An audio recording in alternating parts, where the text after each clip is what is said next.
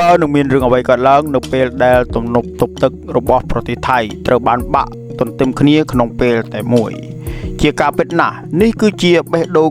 ក៏ដូចជាថ្លើមប្រមាត់របស់ប្រទេសថៃទាំងស្រុងដែលពឹងពាក់ទៅលើទំនប់ទប់ទឹកក៏ដូចជាវារីអគ្គិសនីដែលត្រូវបានផលិតភ្លើងជារៀងរាល់ឆ្នាំរាប់លានមីហ្គាវ៉ាត់ជាការពិតណាស់នៅក្នុងប្រទេសថៃប្រសិនបើមានរឿងបាក់ទំនប់ទឹកទាំង5នេះកើតឡើងក្នុងពេលតែមួយជាក់ស្ដែងគឺប្រជាជនទាំងនោះនឹងត្រូវបានលិចលង់ទឹករហូតដល់គ្មានទីកន្លែងដើម្បីជ្រកកោននិងដើម្បីរស់នោះទេ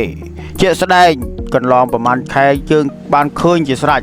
ព្រោះអីប្រទេសថៃគឺជាប្រទេសមួយដែលទំនាបនៅត្រង់ចំណុចទីក្រុងថេពតែម្ដងប្រសិនបើទំនប់ទប់ទឹករបស់ថៃទាំង5ត្រូវបានបាក់ទន្ទឹមគ្នាក្នុងពេលតែមួយអ្នកជំនាញនឹងវិភាគនៅខាងប្រទេសភូមាបាននិយាយថាប្រសិនបើរឿងដែលការវិភាគដោយការរំពឹងទឹកនោះ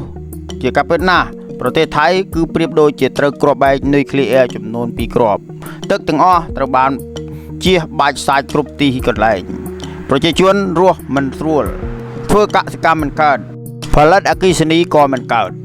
រីឯប្រទេសវិញត្រូវបានជួបគ្រោះទឹកចំនួនយ៉ាងធំអញ្ចឹងហើយទើបប្រទេសសៀមគឺមិនហ៊ានជាមួយនឹងភូមានោះឡើយជារៀងរាល់ថ្ងៃកាណុងកំភ្លើងរបស់ប្រទេសភូមាគឺត្រូវបានតម្រង់ឲ្យត្រង់ចំនៅចំណុចទំនប់ទប់ទឹករបស់សៀមតែម្ដងអញ្ចឹងហើយទើបសៀមមិនហ៊ានអឺតជាមួយនឹងប្រទេសភូមានោះទេបើទោះបីជាភូមាមានការលើសលួសមកលើសៀមយ៉ាងណាក៏ដោយក៏សៀមនៅតែអត់ធ្មត់មិនហ៊ានតទល់ជាមួយនឹងប្រទេសភូមានោះឡើយពុកម៉ែបងប្អូនទាំងអស់គ្នាដូចគេនិយាយថាវារីអគ្គិសនីចំនួន5នៅប្រទេសសៀមទាំងនេះ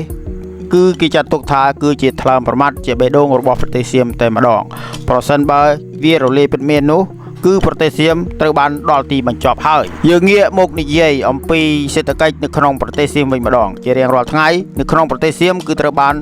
ធ្លាក់នៅទីផ្សារភាគហ៊ុនជាបន្តបន្ទាប់រីឯតនកម្មសេដ្ឋកិច្ចក៏ត្រូវបានជាប់គំនាបដែលនៅប្រទេសជុំវិញក៏ដូចជាប្រទេសអាមេរិកត្រូវបានដាក់គំនាបទៅលើប្រទេសសៀម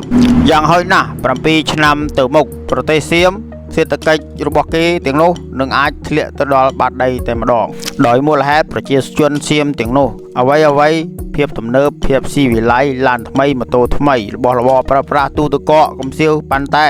គឺសុទ្ធតែជាបងរំលោះទាំងអស់លើកលែងតែខោលីអូនិងអាវទ្រនាប់ទើបមិនត្រូវបានបងរំលោះជាការពិតណាស់នៅក្នុងប្រទេសសៀមប្រជាជនរបស់ពួកគេគឺត្រូវបានជំពាក់ធនាគារចំនួន 99.9% ទៅហើយលើកលែងតែមនុស្សចាស់ជរាធ្វើការមិនកើតនិងមនុស្សឈួតជាដើមសម្រាប់ធនាគាររបស់សៀមនៅពេលដែលឃើញប្រទេសរបស់ខ្លួនធ្លាក់សេដ្ឋកិច្ចដល់បាតដីពួកគេទាំងនោះគឺត្រូវបានប្រមូលលុយដើម្បីតម្កល់ទុកនៅក្នុងធនាគារគឺមិនត្រូវបានផ្ដល់នៅកម្ចីដើម្បីឲ្យប្រជាជនទាំងនោះប្រកបកិច្ចការរស់ស៊ីបន្តទៀតនោះទេអញ្ចឹងហើយប្រជាជនទាំងនោះក៏ចាប់ផ្ដើមភេលផាលហាលដៃហាលជើងមិនមានការងារធ្វើមិនមានលុយកាក់ដើម្បីបន្តការងារទៅមុខសេដ្ឋកិច្ចត្រូវបានធ្លាក់អ្វីត្រូវបានដល់ទីបញ្ចប់ហើយសូមអរគុណពុកម៉ែបងប្អូនទាំងអស់គ្នាសម្រាប់ការតាមដាន